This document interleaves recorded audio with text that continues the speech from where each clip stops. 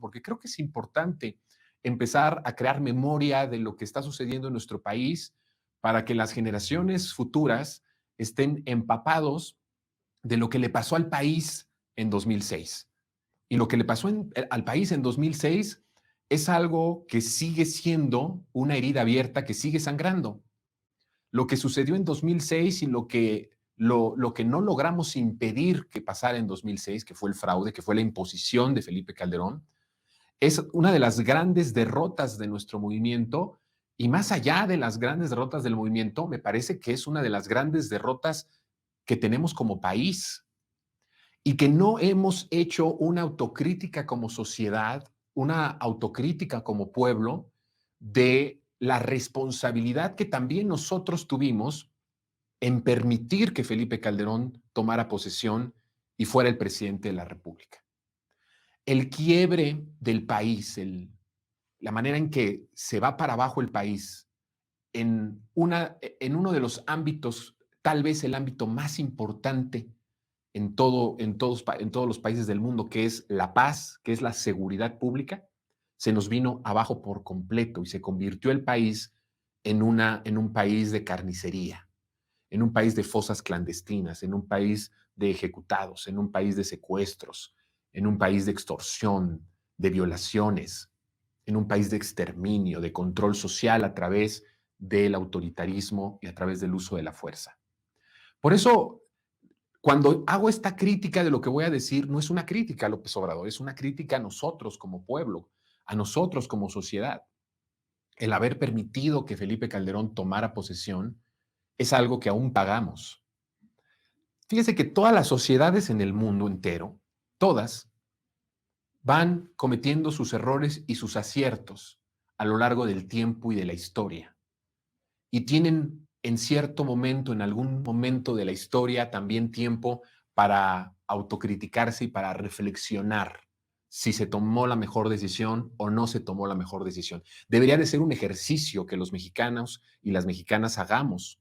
Allá un tiempo recorrido de 2006, pero que sin embargo, todo lo que dejó esa imposición de 2006, las consecuencias que nos trajeron. Y en retrospectiva, decía yo, pienso que tal vez hubiese sido mejor que en la resistencia civil pacífica un poco más ruda, un poco más extrema, radical, se hubieran perdido algunas vidas y no la cantidad de vidas que se perdieron y que se están perdiendo desde que permitimos que Felipe Calderón tomara las riendas del país como un narcopresidente, como un presidente ladrón, pero también como un presidente narco. El primer presidente narcotraficante abiertamente del país fue Felipe Calderón. Y nosotros lo permitimos. Y como sociedad siento que a veces en nuestra exigencia, en nuestro afán de exigir que haya seguridad, que además es una exigencia legítima, por supuesto, no estoy diciendo que tengamos que callarnos o dejemos de exigir que haya paz, porque creo que la paz, como decía hace un momento, es una de las cosas que el país, cualquier país en el mundo necesita, es de las cosas más básicas, paz y seguridad pública.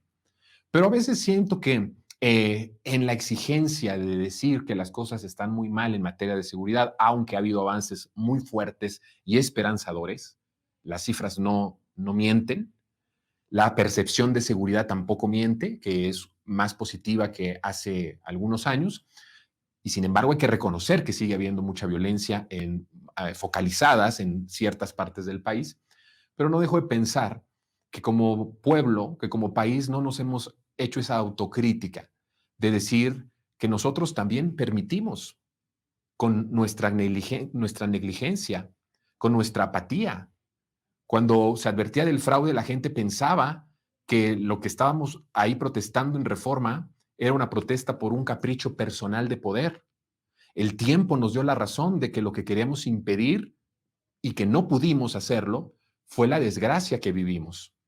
Mucha de esa gente apática que no, que decía hay que saber perder, incluso que había votado por López Obrador y que después de las manifestaciones se arrepintió y dijo qué bueno que no ganó.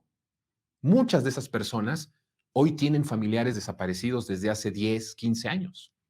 Muchas de esas personas que con apatía nos gritaron y despreciaron en las calles por la protesta, por el fraude electoral, muchas de esas personas están desaparecidas hoy. Muchas de esas personas están sufriendo la desaparición de algún ser querido o la ejecución de algún ser querido. Porque la guerra que empezó Calderón no fue una guerra de seguridad, fue una guerra de exterminio social. Era un plan de exterminio.